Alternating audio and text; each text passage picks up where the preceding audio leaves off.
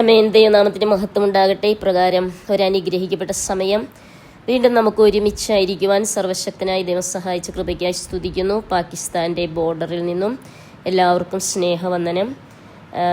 ഒരു വേദവാക്യത്തിലേക്ക് നമുക്ക് പോകാം. യെശയ്യാ പ്രവചനം 43 അധ്യായം അതിൻ്റെ 19 വാക്യം. ഇതാ ഞാൻ പുതിയതൊന്ന് ചെയ്യുന്നു, അത് ഇപ്പോൾ ഉത്ഭവിക്കും, നിങ്ങൾ അത് അറിയുന്നില്ലയോ? അതേ, ഞാൻ മരുഭൂമിയിൽ ഒരു വഴിയും നിർജ്ജന പ്രദേശത്ത് നദികളും ഉണ്ടാക്കും. നമുക്ക് വളരെ സുപരിചിതമായൊരു വേദഭാഗമാണിത്. നമുക്കറിയാം, ഇസ്രായേൽ ജനം മരുഭൂമിയിലായിരുന്നു. അവരുടെ പ്രവാസകാലത്ത് ദൈവിക വാഗ്ദത്വം, ദൈവം കൊടുക്കുന്ന വാഗ്ദത്ത വചനമാണ്. നാം എല്ലാം ഒരു മരുഭൂമി യാത്രയാണല്ലോ നമ്മുടെ ജീവിതത്തിലാണെങ്കിലും. പ്രവാസകാലം പോലെ നാം ഈ ഭൂമിയിൽ സഞ്ചാരികളായി സഞ്ചരിക്കുന്നു. നമുക്കറിയാം, വളരെ സംഘട്ടനം നിറഞ്ഞ ഒരു കാലഘട്ടത്തിൽ നാം ആയിരിക്കുന്നു. ഞങ്ങളായിരിക്കുന്ന ഈ പാകിസ്ഥാൻ്റെ ബോർഡർ ഈ ഗുരുദാസ്പൂരിൽ 2 ദിവസം മുമ്പ് ഒരു 4 കിലോമീറ്റർ ദൂരത്ത് 2 ബോംബ് പാകിസ്ഥാൻ്റെ വന്ന് വീഴുവാനിടയിൽ തീർന്ന നമ്മുടെ വിശ്വാസികളുടെ ഉള്ള സ്ഥലമാണ്.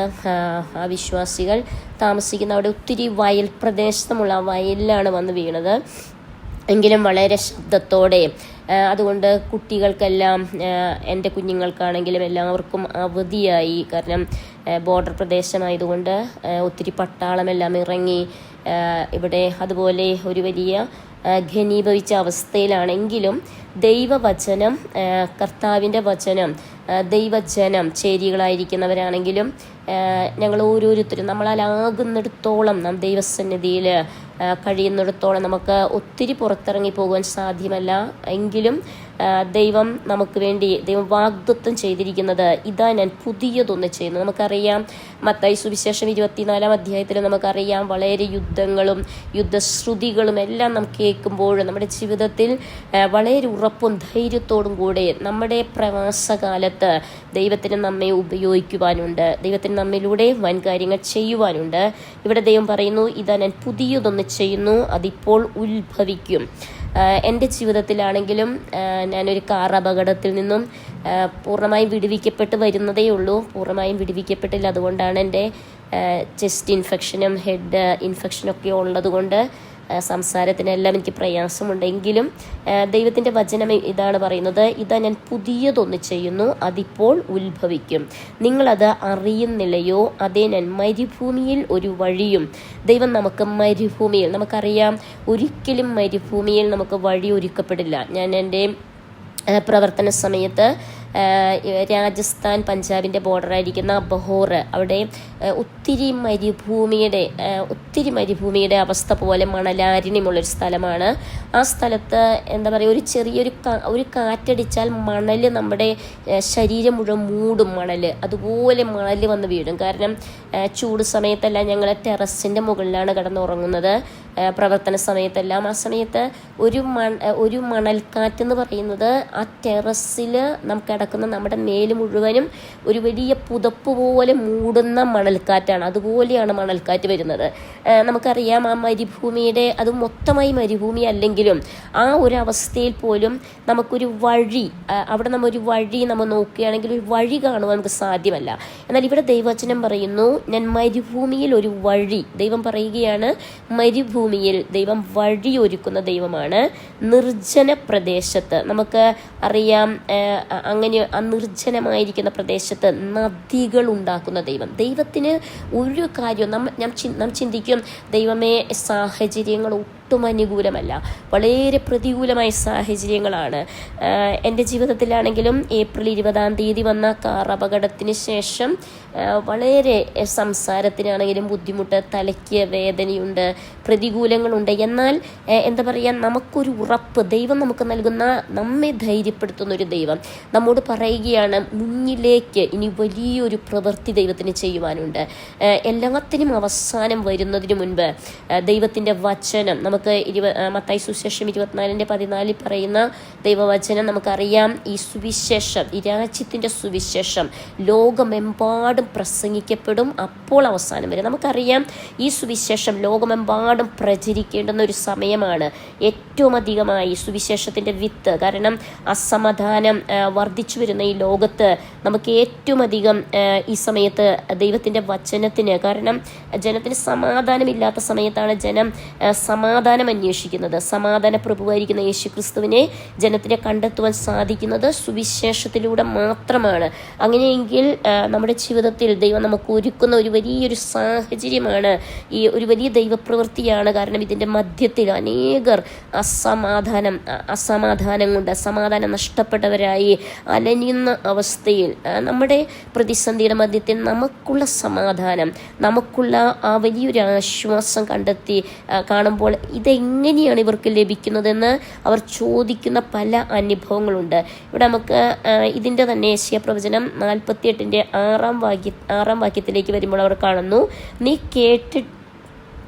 കേട്ടിട്ടുണ്ട്, ഇപ്പോൾ എല്ലാം കണ്ടുകൊള്ളുക, നിങ്ങൾ തന്നെ അത് പ്രസ്താവിക്കയില്ലയോ? ഇന്നു മുതൽ ഞാൻ പുതിയത് നീ അറിയാതെ മറഞ്ഞിരിക്കുന്നത് തന്നെ നിന്നെ കേൾപ്പിക്കുന്നു. ദൈവത്തിൻ്റെ വചനം നമുക്ക് ക്ലിയറായി കാണുവാൻ സാധിക്കുന്നു. ദൈവം നമ്മോട് പറയുകയാണ്, ഇന്നു മുതൽ ഞാൻ പുതിയത്. ഈ ദൈവത്തിൻ്റെ വചനത്തിൽ ദൈവം ഇസ്രായേൽ ജനത്തിൻ്റെ നമുക്കറിയാം അവരുടെ പാപം നിറഞ്ഞ അവരുടെ ജീവിത രീതിയാണ് 39 അധ്യായം വരെ നമുക്ക് കാണുന്നത്. അതിനുശേഷം ദൈവം അവരെ ന്യായം വിധിക്കുന്ന സമയങ്ങൾ, അതിനുശേഷം ദൈവിക വാഗ്ദത്തങ്ങൾ അവരുടെ ജീവിതത്തിലേക്ക് ദൈവം കൊടുക്കുമ്പോൾ നമുക്ക് ദൈവം അവരോട് പറയുകയാണ്, ഇന്നു മുതൽ ഞാൻ പുതിയത് നീ അറിയാതെ. അവരുടെ സാഹചര്യം എന്താണ്? വളരെ പ്രതികൂലമായ സാഹചര്യമാണ്.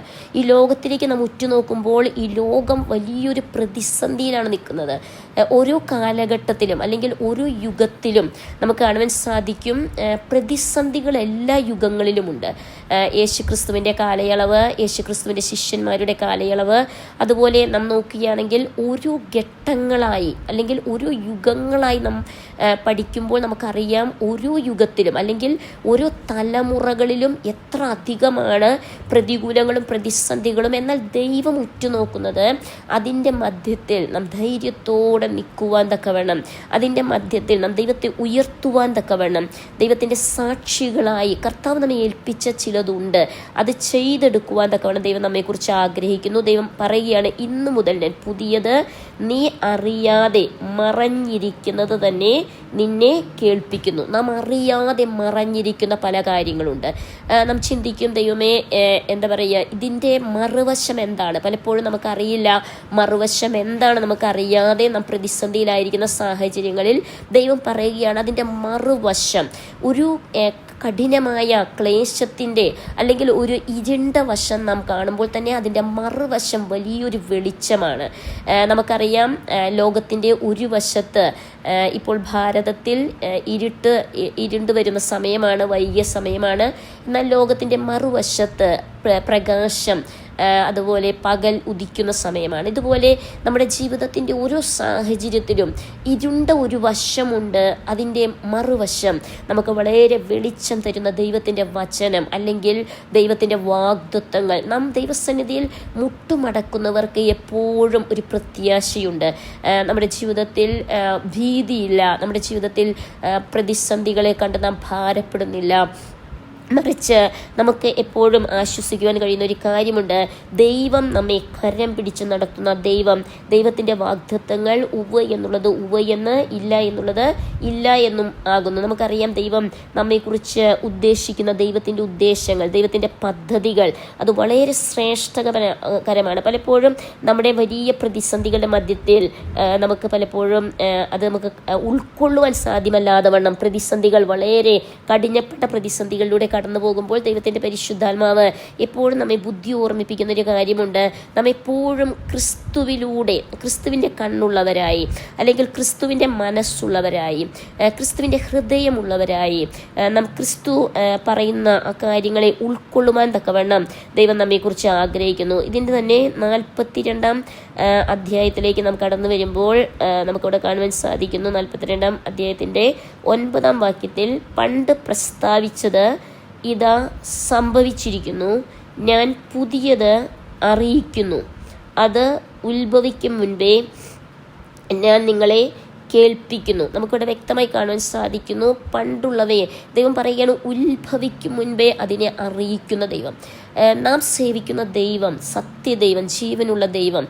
നമുക്കറിയാം വേറൊരു ദൈവമില്ല, സത്യദൈവമായ യേശുക്രിസ്തു മാത്രമേ ഉള്ളൂ. അങ്ങനെയെങ്കിൽ ആ ദൈവം നമ്മെക്കുറിച്ച് നമ്മോട് പറയുന്ന വളരെ ശ്രേഷ്ഠകരമായ കാര്യമാണ് ഇവിടെ പണ്ട് പ്രസ്താവിച്ചത് ഇതാ സംഭവിച്ചിരിക്കുന്നു. ദൈവം എന്തെല്ലാമാണ് പ്രസ്താവിച്ചത് നാം മത്തായി സുവിശേഷം 24-ാം അധ്യായത്തിലേക്കെല്ലാം കടന്നു പോകുമ്പോൾ അന്ത്യകാലത്തെക്കുറിച്ചുള്ള പല കാര്യങ്ങൾ നമുക്ക് കാണുവാൻ സാധിക്കും. നമുക്ക് ഏറ്റവും അധികമായി കാണുവാൻ സാധിക്കുന്നത് അതിൻ്റെ 14-ാം വാക്യത്തിൽ, ഈ സുവിശേഷം ലോകമെമ്പാടും പ്രചരിക്കപ്പെടും. പ്രതിസന്ധികളുടെ മധ്യത്തിലും നമുക്ക് സന്തോഷത്തോടെ ഒരു സുവാർത്ത പറയുവാൻ, എല്ലാവർക്കും ദുരിതത്തിൻ്റെ വാർത്തകൾ, അല്ലെങ്കിൽ എല്ലാവർക്കും പീഡനത്തിൻ്റെ വാർത്തകൾ, അല്ലെങ്കിൽ വലിയ പ്രതിസന്ധികൾ, പീഡനത്തിൻ്റെ അവസ്ഥയുടെ മധ്യത്തിലും നമുക്ക് പറയുവാനുള്ളൊരു സുവാർത്തയുണ്ട്. നമ്മുടെ ജീവിതത്തിൻ്റെ കഠിന ശോധനയുടെ മധ്യത്തിൽ നമുക്ക് സംസാരിക്കുവാനുള്ളൊരു സുവാർത്തയുടെ സന്ദേശം. ആ സുവാർത്തയുടെ സന്ദേശം ഇതാണ്: യേശു ക്രിസ്തു നമ്മുടെ പാപത്തിന് വേണ്ടി ക്രൂശിന്മേൽ മരിച്ചു, നമുക്ക് വേണ്ടി അവൻ സ്വന്തം രക്തം ചിന്തിത്തന്നു. അവൻ നമുക്ക് വേണ്ടി, അവനാണ് സമാധാന പ്രഭു. എല്ലാവരുടെയും സമാധാനം കെട്ടുപോയി ജനം ഭീതിപ്പെടുന്ന, ഭാരപ്പെടുന്ന മരണഭീതി കൊണ്ട് പലരും ഈ ഒരവസ്ഥയിലും എന്നെ പലപ്പോഴും വിളിച്ചവർ മരണഭീതി കൊണ്ട്. കാരണം ഈ പാകിസ്ഥാൻ്റെ ബോർഡറിൽ തന്നെ പലരും മരണഭീതി കൊണ്ട് വിളിക്കാറുണ്ട്. കാരണം എന്താണ് അടുത്ത നിമിഷം സംഭവിക്കുന്നതെന്ന് അറിയാൻ സാധ്യമല്ല. ചുറ്റുപാട് മുഴുവൻ പട്ടാളം ഇറങ്ങിയിരിക്കുന്നു.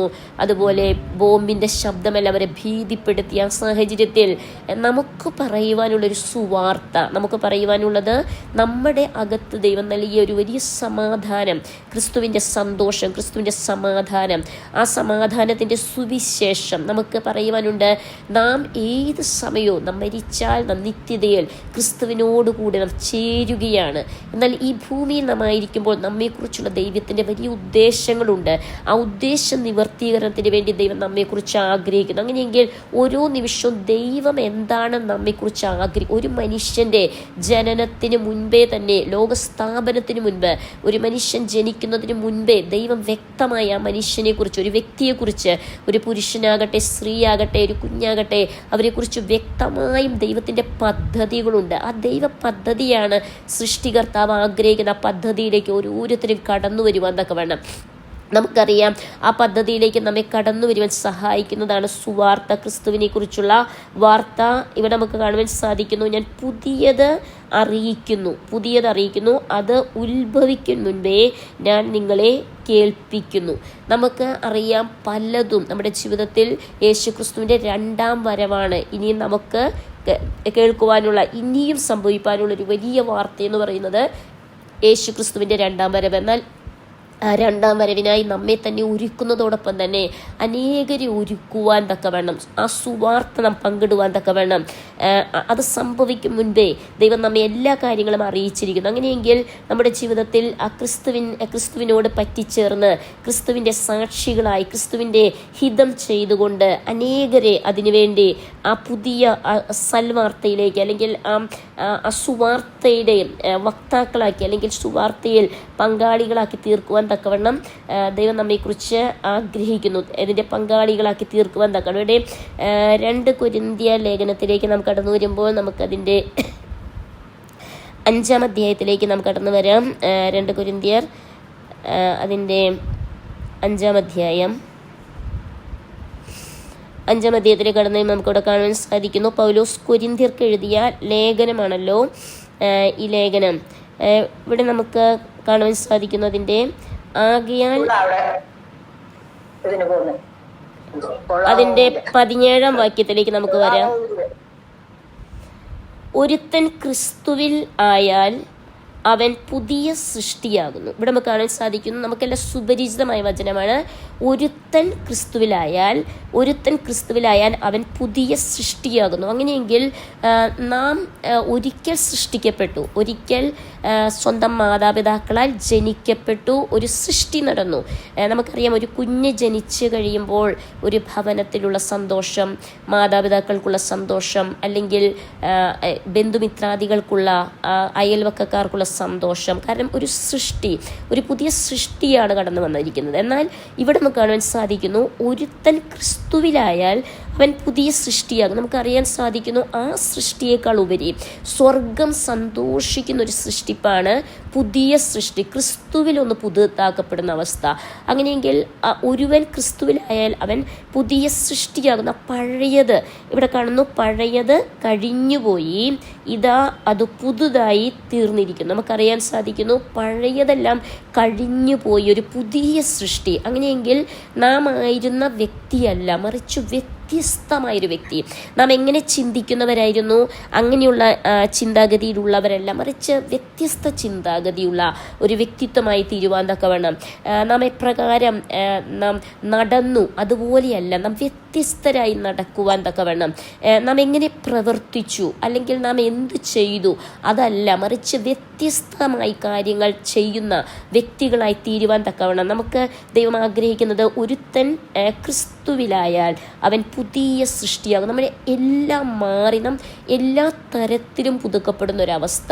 അങ്ങനെയെങ്കിൽ നമ്മുടെ അടുത്തേക്ക് കടന്നു വരുന്നൊരു വ്യക്തി ആ വെളിച്ചത്തിലായി തീരുവാൻ, നമ്മിലുള്ള ഇരുട്ട് ക്രിസ്തുവിലൂടെ മാറിപ്പോയി നാം വെളിച്ചത്തിലായി തീർന്നു. അങ്ങനെയെങ്കിൽ നമ്മുടെ അടുത്ത് വരുന്ന ഓരോ വ്യക്തികളും ആ വെളിച്ചം പ്രാപിക്കുവാൻ തക്കവണ്ണം, ഞാൻ ഈ പാകിസ്ഥാൻ ബോർഡറിൽ നിന്ന് സംസാരിക്കുമ്പോൾ തന്നെ നമുക്കറിയാം, ഇവിടെ ഭീതിപ്പെടുത്തുന്ന അവസ്ഥകളാണ് മൊത്തമായിട്ടുള്ളത്. കാരണം ഏത് സമയവും എന്ത് സംഭവിക്കാമെന്ന് ആർക്കും അറിയില്ല. അതുപോലെ വളരെ ഭീതിപ്പെടുത്തുന്ന വലിയൊരു അവസ്ഥയാണ്. എങ്കിൽ പോലും നമ്മുടെ അകത്തൊരു ദിവ്യ സന്തോഷം, ഒരു വലിയ സമാധാനം നമ്മെ വിളിക്കുന്നവർക്ക് പറഞ്ഞു കൊടുക്കുവാൻ, അല്ലെങ്കിൽ നമ്മുടെ അടുത്ത് വരുന്നവർക്ക്, അതുപോലെ നാം കടന്നു പോകുന്ന ജീവിതങ്ങൾക്കൊരാശ്വാസമായി തീരുവാൻ, നമുക്ക് ധൈര്യം പകർന്നു കൊടുക്കുവാൻ, ആ ധൈര്യം ആരിൽ കൂടിയാണ്? ക്രിസ്തു യേശുവിൽ കൂടെ നമ്മെ പുതുതാക്കി തീർത്ത ക്രിസ്തു. ഇവിടെ നമുക്ക് കാണുവാൻ സാധിക്കുന്നു, ഒരുത്തൻ ക്രിസ്തുവിലായാൽ അവൻ പുതിയ സൃഷ്ടിയാകുന്നു. അങ്ങനെയെങ്കിൽ എന്താ പറയുക, നമ്മിൽ പഴയതൊന്നും തന്നെ കാണുവാൻ സാധ്യതയില്ലാതെ വണ്ണം നമ്മുടെ മനുഷ്യൻ അത് ഉരിഞ്ഞു പോയി, ആ പഴയ മനുഷ്യൻ ഉരിഞ്ഞു പോയി, സകലതും പുതുതായി തീർന്നതായ ഒരവസ്ഥ. നമുക്കറിയാം, പഴയത് കഴിഞ്ഞുപോയി, ഇതാ അത് പുതുതായി തീർന്നിരിക്കുന്നു. നമുക്ക് കാണുവാൻ സാധിക്കുന്നു, പഴയതെല്ലാം കഴിഞ്ഞു, സകലതും കഴിഞ്ഞു പോയി എന്ന് പറയുമ്പോൾ നമുക്കറിയാം ഒരു പുതുക്കത്തിൻ്റെ അവസ്ഥ. ഒരു വിത്ത് മണ്ണിലേക്ക് വീണ് കഴിയുമ്പോൾ നമുക്കറിയാം ആ വിത്ത് എങ്ങനെയായിരുന്നു. ആ വിത്ത് പിന്നെ അത് കിളിർത്ത് വരുമ്പോൾ അത് വേറൊരു പുതിയ സൃഷ്ടിയാണ്, ആ പഴയ വിത്തല്ല. നാം ചിന്തിക്കും, നമുക്ക് ആ വിത്തിനെ ഒന്ന് കാണാൻ ആഗ്രഹിച്ചാൽ ആ വിത്തല്ല പിന്നെ നമ്മൾ കാണുന്നത്, മറിച്ച് അതൊരു വേറെ ഒരു പുതിയ സൃഷ്ടിയായി മാറിയ അവസ്ഥ. ആ പഴയതൊന്നുമില്ല, അത് മുഴുവൻ കഴിഞ്ഞുപോയി. ഇതുപോലെ ക്രിസ്തുവിലാകുന്ന ഒരു വ്യക്തിയുടെ ജീവിതത്തിൽ ഒരു വിത്ത് മണ്ണിലേക്ക് വീണ് എങ്ങനെ അത് മുളച്ച് അത് വളരെ ഫലവത്തായി തീരുന്നുവോ, ആ വിത്തല്ല പിന്നെ അതിൽ കാണുന്നത്, മറിച്ച് ഒരു വ്യത്യസ്തമായ സകലതും പുതുതായിപ്പെട്ട, ഒരിക്കലും തിരിച്ച് അറിയുവാൻ സാധ്യമല്ലാത്ത വണ്ണം, ഒരിക്കലും ആ പഴയ വിത്ത് കാണപ്പെടാൻ ഇടയാകാതെ വണ്ണം, മറിച്ച് ഒരു പുതിയ സൃഷ്ടിയായി, പുതിയൊരു മുളയായി, അല്ലെങ്കിൽ മുളച്ച് കിളിർത്ത് ഒരു വലിയ ഫലവത്തായി തീരുന്നൊരവസ്ഥയിലേക്ക്, മറ്റുള്ളവർക്ക് ഫലം കൊടുക്കുന്നൊരവസ്ഥ ദൈവം ആഗ്രഹിക്കുന്നത്. നാം ഓരോരുത്തരും പുതുതായി തീരുന്നൊരവസ്ഥ ദൈവം ആഗ്രഹിക്കുന്നു. ആ പഴയത് മൊത്തത്തിൽ കഴിഞ്ഞു പോകുന്ന ഒരവസ്ഥയാണ് നമുക്കിവിടെ കാണുവാൻ സാധിക്കുന്നത്. മൊത്തമായി പഴയത് സകലതും കഴിഞ്ഞുപോയി, സകലതും പുതുതാകുന്ന ഒരവസ്ഥ നമുക്കിവിടെ കാണുവാൻ സാധിക്കുന്നു.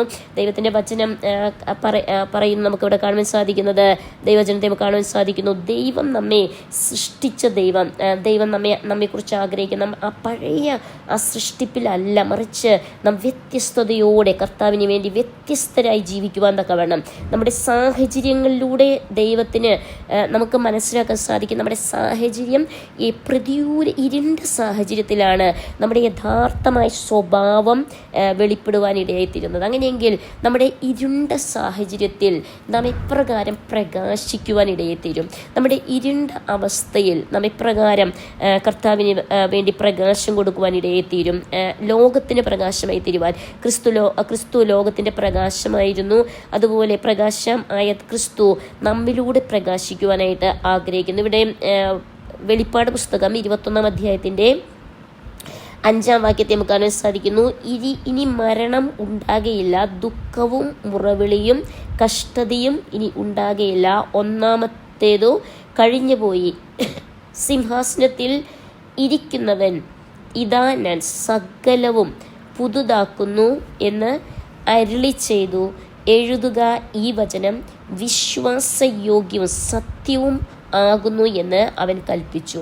നമുക്ക് വളരെ വലിയൊരു ഉറപ്പും ധൈര്യവും നൽകുന്ന ഒരു വചനമാണ്. ഇനി മരണം ഉണ്ടാകുകയില്ല. ഒരുപക്ഷെ നാം ഈ ഭൂമിയിലായിരിക്കുമ്പോൾ നമുക്ക് ഏറ്റവും പ്രതിസന്ധി, നമ്മുടെ ജീവിതത്തിൽ വരുന്ന ഒരു വലിയ പ്രതിസന്ധിയായിരിക്കാം മരണമെന്നുള്ളത്. എന്നാൽ ദൈവം പറയുകയാണ് ഇനി മരണം ഉണ്ടാകുകയില്ല. നമുക്കറിയാം, മരണം എന്ന് പറയുന്നത് ഒരു സഹോദരി എന്നെ പ്രകാരം വളരെ ദുഃഖത്തോടെ അവർ വിളിക്കുവാനിടയിൽ തീർന്നു. വളരെ ദുഃഖത്തോടെ വിളിച്ച് എന്നോട് പറഞ്ഞു, എൻ്റെ അമ്മ മരിച്ചുപോയി എന്ന് പറഞ്ഞ് അവർ പൊട്ടിക്കരഞ്ഞു. ഒരാഴ്ചയ്ക്ക് മുമ്പ് എൻ്റെ അമ്മ മരിച്ചുപോയി എന്ന് പറഞ്ഞ് കരയുവാനിടയിൽ. ഞാൻ അവരോട് ചോദിച്ചു, അമ്മ രക്ഷിക്കപ്പെട്ടോ? ഒരു ഹൈന്ദവ ബാക്ക്ഗ്രൗണ്ടിൽ നിന്നും ക്രിസ്തുയേശുവിനെ സ്വന്തം രക്ഷിതാവും കർത്താവായി സ്വീകരിച്ച് വളരെ ധൈര്യത്തോടെ കർത്താവിന് വേണ്ടി നിന്നൊരു വ്യക്തിയായിരുന്നു ആ അമ്മ. ഞാൻ അവരോട് പറയുവാനിടയായിരുന്നു, അമ്മ ഒരിക്കലും മരിച്ചിട്ടില്ല, മറിച്ച് അമ്മ ജീവനിൽ പ്രവേശിച്ചു. ഇനി ഒരിക്കലും അമ്മ മരിച്ചുവെന്നല്ല, മറിച്ച് അമ്മ ജീവനിൽ പ്രവേശിച്ചു. ആ മരണത്തിൻ്റെ വസ്ത്രം ഉരിഞ്ഞു കളഞ്ഞു. അവർ ഈ ക്രിസ്തുവിൻ്റെ ആ നല്ല വാഗ്ദത്തം ചെയ്ത സുന്ദര ദേശത്ത്, കഷ്ടതയില്ലാത്ത മരണമില്ലാത്ത ദേശത്ത് കടന്നു പോകുവാനിടയായി തീർന്നു എന്ന് പറഞ്ഞപ്പോൾ ഏറിയ പ്രത്യാശ സഹോദരിയിൽ വർദ്ധിക്കുവാനിടയായി തീർന്നു. വളരെ നിരാശപ്പെട്ട അവസ്ഥയ്ക്കൊരു മാറ്റം വരുവാനിടയായി തീർന്നു. കാരണം അവരുടെ ജീവിതത്തിൽ അവർ പറയാനിടയായി തീർന്നു, അവർ പിന്തിരിഞ്ഞു പോകുന്ന, വിശ്വാസത്തിൽ നിന്നും പിന്തിരിഞ്ഞു പോകുന്ന ഒരു അവസ്ഥ പോലെ പെട്ടെന്നുള്ള മരണം. എന്നാൽ അവരുടെ ജീവിതത്തിൽ ദൈവം പറഞ്ഞ ആ വാഗ്ദത്വം, ദൈവം അവരോട് പറഞ്ഞു അതെന്താണ്? ഈ മരണം എന്ന് പറയുന്നത് എന്താ? വെറും ഒരു നമ്മുടെ വസ്ത്രം, പഴയ വസ്ത്രം ഉരിഞ്ഞു കളഞ്ഞ്, ആ മരണത്തിൻ്റെ അവസ്ഥ നമ്മൾ ഉരിഞ്ഞു കളഞ്ഞ് ജീവനിൽ പ്രവേശിക്കുക. ഇവിടെ നമുക്ക് കാണാൻ സാധിക്കുന്നു, ഇനി മരണം ഉണ്ടാകുകയില്ല, ദുഃഖവും മുറവിളിയും കഷ്ടതയും ഇനി ഉണ്ടാകുകയില്ല, ഒന്നാമത്തേത് കഴിഞ്ഞുപോയി. സിംഹാസനത്തിൽ ഇരിക്കുന്നവൻ ഇതാ ഞാൻ സകലവും പുതുതാക്കുന്നു എന്ന് അരുളി ചെയ്തു. ഇവിടെ നമുക്ക് കാണാൻ സാധിക്കുന്നു, ഇതാ ഞാൻ സകലവും പുതുതാക്കുന്നു. സകലവും ദൈവം പുതുതാക്കുന്ന ദൈവമാണ്. നമ്മുടെ ജീവിതത്തിൻ്റെ അകത്തും പുറത്തും നമ്മുടെ മനസ്സിനെ പുതുതാക്കുന്ന, നമ്മുടെ ഹൃദയത്തെ പുതുതാക്കുന്ന. എസെക്കിയേൽ പ്രവചനത്തെ നമുക്ക് കാണാൻ സാധിക്കുന്നു. അവൻ നമ്മുടെ ഹൃദയത്തെ, നമ്മുടെ മനസ്സിനെ നമുക്ക് കാണാൻ സാധിക്കുന്നു. നമ്മുടെ ആത്മാവിനെ പുതുതാക്കുന്ന ദൈവം. അങ്ങനെ നമ്മുടെ ശരീരത്തെ, പഴയ ശരീരം പാപം നിറഞ്ഞ ശരീരം, എന്നാൽ ആ ശരീരത്തെ പാപത്തിന് വിട്ടുകൊടുക്കാതെ വിശുദ്ധിക്ക് വേണ്ടി വേർതിരിക്കുന്ന ആ ശരീരം നമുക്കിവിടെ കാണാൻ സാധിക്കുന്നു. സകലതും പുതുതാക്കുന്നു എന്ന് അരുളി ചെയ്തു. എഴുതുക, ഈ വചനം വിശ്വാസ്യയോഗ്യവും സത്യവും ആകുന്നു എന്ന് അവൻ കൽപ്പിച്ചു. നമുക്കവിടെ കാണാൻ സാധിക്കുന്നു, എഴുതുക. നമ്മുടെ ജീവിതത്തിൽ, നമ്മുടെ ഹൃദയത്തിൽ എഴുതപ്പെടേണ്ടുന്ന വചനങ്ങളാണ് നമ്മുടെ ജീവിതത്തിൽ പരിശുദ്ധാത്മാവിനാൽ എഴുതപ്പെടുന്ന വചനം. കാരണം വിശ്വാസയോഗ്യമായ സത്യമായ വചനങ്ങൾ. ആ വചനം എന്താണ്? ദൈവത്തിൻ്റെ വചനം പറയുന്നു, സകലവും പുതുതാക്കുന്നൊരു ദൈവം. അങ്ങനെയെങ്കിൽ നമ്മുടെ ജീവിതത്തിൽ എന്തെല്ലാം വിഷയത്തിലാണ് പുതുക്കം വേണ്ടുന്നത്? നാം ആഗ്രഹിക്കുന്ന ചില വിഷയങ്ങളിൽ പുതുക്കം വേണം. അങ്ങനെയെങ്കിൽ ആ വിഷയത്തിൽ സകലവും പുതുതാക്കുന്നവൻ്റെ സന്നിധിയിൽ നാം മുട്ടുമടക്കുന്നുവെങ്കിൽ, ആ സകലവും പുതുതാക്കുന്നവൻ്റെ സന്നിധിയിൽ നാം നമ്മുടെ പ്രിയപ്പെട്ടവർക്ക് വേണ്ടി മുട്ടുമടക്കുന്നുവെങ്കിൽ, നമ്മുടെ സമൂഹത്തിന് വേണ്ടി മുട്ടുമടക്കുന്നുവെങ്കിൽ, നമ്മുടെ രാജ്യത്തിന് വേണ്ടി, നമ്മുടെ ഉദ്ദേശത്തിന് വേണ്ടി നമുക്ക് കാണാൻ സാധിക്കുന്നു. സകലവും അവൻ പുതുതാക്കുന്ന ദൈവമാണ്. എല്ലാം പുതുതാക്കുന്ന ഒരു ദൈവത്തിൻ്റെ മുൻപിലാണ് നാം ആയിരിക്കുന്നത്. അങ്ങനെയെങ്കിൽ ദൈവം സകലതും നന്നായി ചെയ്യുന്ന ദൈവം, സകലതും പുതുതാക്കി സകലതും നന്നായി ചെയ്യുന്ന ഒരു ദൈവത്തിൻ്റെ മുൻപിലാണ് നാം ആയിരിക്കുന്നത്. ദൈവത്തിനൊന്നും അസാധ്യമായിട്ടില്ല. സകലതും അവൻ പുതുതാക്കുകയും അവൻ സകല വിഷയത്തിന്മേലും അവൻ ഉത്തരമരുളുന്ന ദൈവമാണ്. പലപ്പോഴും പലരുടെ ജീവിതത്തിലും ദൈവിക ഉത്തരത്തിന് വേണ്ടി കാത്തിരിക്കുന്ന അനേകരുണ്ട്. എന്നാൽ ദൈവത്തിൻ്റെ വചനം പറയുന്നു, ദൈവം സകലതും പുതുതാക്കി നമ്മുടെ ജീവിതത്തിൽ ഉത്തരമരുളുന്ന ദൈവമാണ്. നമുക്കിവിടെ യെശയ്യാ പ്രവചനം 41 അധ്യായത്തിലേക്ക് നാം കടന്നു വരികയാണെങ്കിൽ നമുക്കിവിടെ കാണുവാൻ സാധിക്കും. 41 15 മുതലുള്ള വാക്യം നമുക്ക് വായിക്കാം. ഇതാ ഞാൻ നിന്നെ പുതിയതും മൂർച്ച ഉള്ളതും പല്ലേറിയതും ആയ മെതിവണ്ടിയാക്കി തീർക്കുന്നു. ദൈവം പറയുകയാണ്, ദൈവത്തിന് വേണ്ടി യഥാർത്ഥമായി നാം മുട്ടുമടക്കുന്നുവെങ്കിൽ നാം ദൈവത്തോട് പറയാം, കർത്താവേ, എൻ്റെ ജീവിതത്തിൽ എനിക്ക് പുതുക്കം ആവശ്യമുണ്ട്.